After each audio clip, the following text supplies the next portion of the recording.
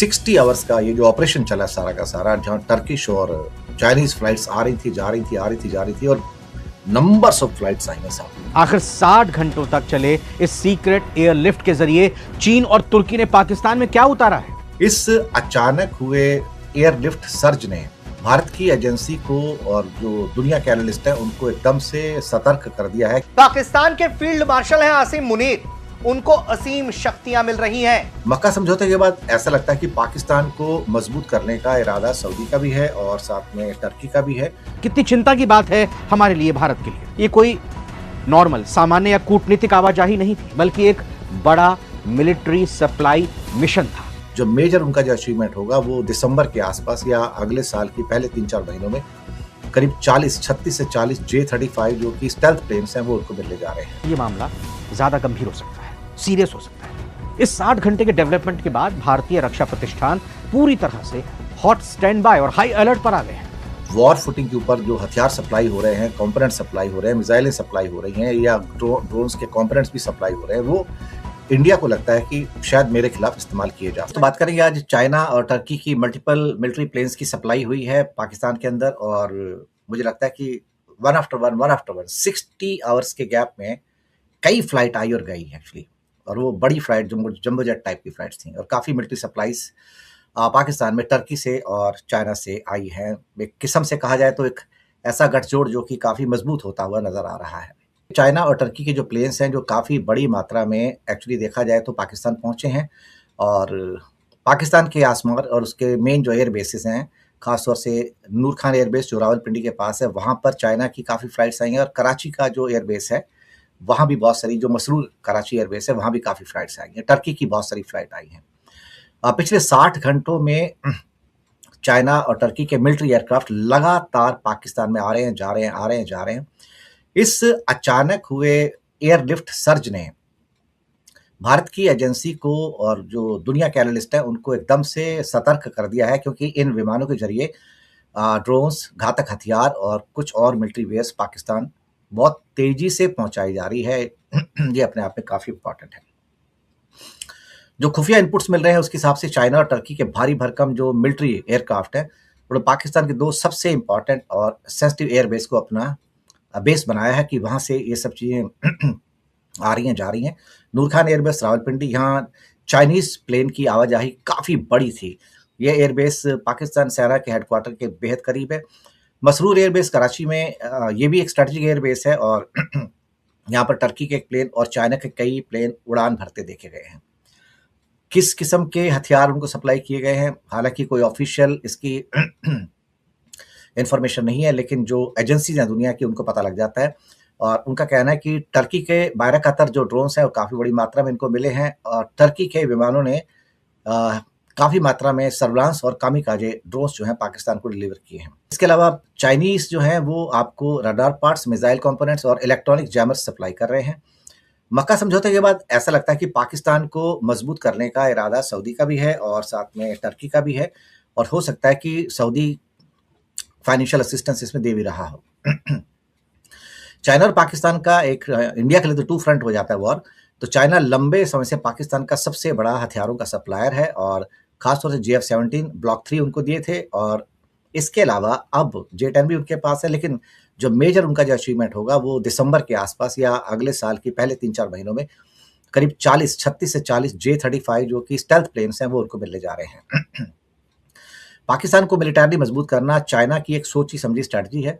भारत के लिए ये चिंता की बात है कि इतने वॉर फुटिंग के ऊपर जो हथियार सप्लाई हो रहे हैं, कंपोनेंट सप्लाई हो रहे हैं, मिसाइलें सप्लाई हो रही हैं या ड्रोन्स के कंपोनेंट्स भी सप्लाई हो रहे हैं, वो इंडिया को लगता है कि शायद मेरे खिलाफ इस्तेमाल किए जा सकते हैं। तो टू फ्रंट का जो चैलेंज है वो बिल्कुल क्लियर है। चाइना द्वारा पाकिस्तान की मिलिट्री पावर को अचानक अपग्रेड करना भारत को वेस्टर्न ब्लॉक से और नॉर्दर्न ब्लॉक से दोनों सीमाओं पर व्यस्त रखने की चाल हो सकती है। ड्रोन वॉरफेयर का खतरा है, इसमें कोई शक वाली बात नहीं है, और इंडियन एयरफोर्स के ऊपर भी इससे काफ़ी दबाव बढ़ेगा। टर्की का जो बदलता रुख है, खैर टर्की भारत के साथ तो कभी भी नहीं था, लेकिन 60 घंटे का ये मिलिट्री एयरलिफ्ट ऑपरेशन ये एक एक्स्ट्रा ऑर्डिनरी ऑपरेशन है, ये नॉर्मल लॉजिस्टिक का हिस्सा नहीं है। इसका मतलब सऊदी, टर्की और पाकिस्तान का जो नया ट्रायंगल बना है, जो मैका डिक्लेरेशन है डिफेंस का, वहां पर कुछ ऐसा हो रहा है जो अपने आप में थोड़ा सा अलग है, और पाकिस्तान अपने आप को काफी हद तक मजबूत कर रहा है, या कहा जाए कि चाइना उसको मजबूत कर रहा है। ये तो सही है कि इंडिया को तो नजर रखनी पड़ेगी, लेकिन सबसे बड़ी बात यहाँ पर यह है कि हर कंट्री को हक है कि वो, दरअसल देखा जाए तो, अपने आप को मिलिटरली इक्विप करे और मजबूत भी रखे। तो ये मैं समझता हूँ कि उनका राइट भी है। लेकिन 60 आवर्स का ये जो ऑपरेशन चला सारा का सारा, जहाँ टर्किश और चाइनीज फ्लाइट्स आ रही थी, जा रही थी, आ रही थी, जा रही थी, और नंबर्स ऑफ फ्लाइट्स आई हैं साहब, कोई छोटा मोटा नहीं है। कम से मुझे लगता है 20-30 से ज्यादा फ्लाइट्स, ऐसा अनुमान है कि आई हैं। इस 60 घंटे के डेवलपमेंट के बाद भारतीय रक्षा प्रतिष्ठान पूरी तरह से हॉट स्टैंड बाय और हाई अलर्ट पर आ गए हैं। भारतीय इंटेलिजेंस एजेंसीज चीन, तुर्की, पाकिस्तान के इस गठजोड़ को, इस एक्सेस पर पल पल की निगरानी रख रही है। भारतीय सैन्य नेतृत्व ने पहले ही आगाह किया है कि भारत को अब केवल 2 नहीं बल्कि एक ही सीमा पर अप्रत्यक्ष रूप से 3 दुश्मनों, चीन, पाकिस्तान, तुर्की का तकनीकी सहारा का, यानी इनका सामना करना पड़ सकता है। पाकिस्तान, चीन और तुर्की का ये 60 घंटों का सीक्रेट एयरलिफ्ट ये साफ संकेत देता है कि दक्षिण एशिया में एक नया रणनीतिक समीकरण शेप कर ले रहा है, आकार ले रहा है। भले ही पाकिस्तान अपनी अंदरूनी चुनौतियों से जूझ रहा हो, लेकिन हथियारों की ये होड़ क्षेत्र की शांति के लिए चिंता का विषय है। दोस्तों, एक बहुत अहम जानकारी पाकिस्तान से, और पाकिस्तान में कुछ ऐसी गतिविधियां हो रही हैं जो आपको जाननी चाहिए। पाकिस्तान के फील्ड मार्शल हैं आसिम मुनीर, उनको असीम शक्तियां मिल रही हैं।